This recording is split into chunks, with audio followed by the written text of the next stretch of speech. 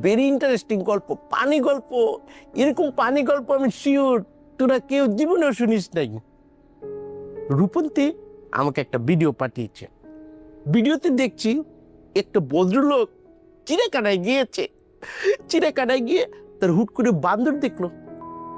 Monkey দেখে সে পাগল হয়ে গেছে। সে বান্দরকে কবে কবে এখন কি কবে বানানা বানানা 10 টাকাতে কিনে মাংকিকে দিয়েছে। মাংকি তো কি খুশি, মাংকি কাঁদছে আর কি কি কি কি করে হাসছে, কাঁদছে আর কি কি করে হাসছে।